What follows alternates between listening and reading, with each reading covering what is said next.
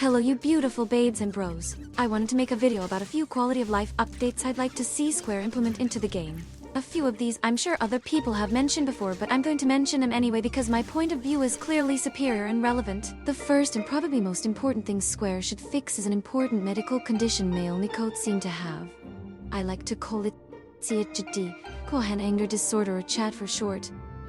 These poor cats have had it rough and due to years of trifling cat girls and edgy hooded boys, the male Miquote has a permanent disfigurement where the bones in the phalangeal joint between the distal and middle phalanx are fused together at an angle causing a horrific claw shape. Square should send in medical and psychological support to help find a cure for our poor cat boys to have normal hands like the rest of us. Speaking of the rest of us, it's no surprise that a large part of the population is DPS.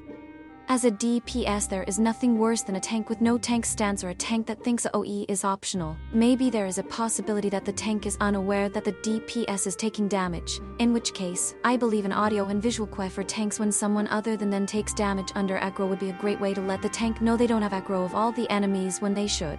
Bonus points if that sound is.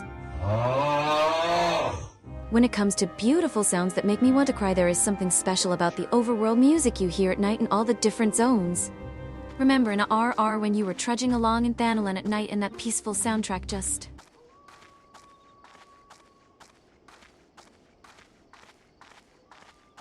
Wait.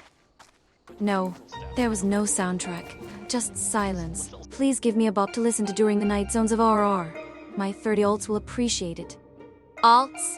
There are tons of them and we all like to pretend they are new players because of the sprout status they get, but we all know when you type first time that you're just running from your FC because you owe them gil. Still, alts are a great way to experience the story over again on a new character because you're lazy or poor and don't want to buy a Fantasia to play a different race.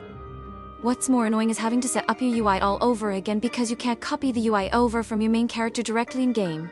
You can do it outside the game by copy and pasting the files over, but when you have 7,000 alts like I do, then it can get a little confusing with the way the file structure is named. Having an import settings from whichever character button would be great.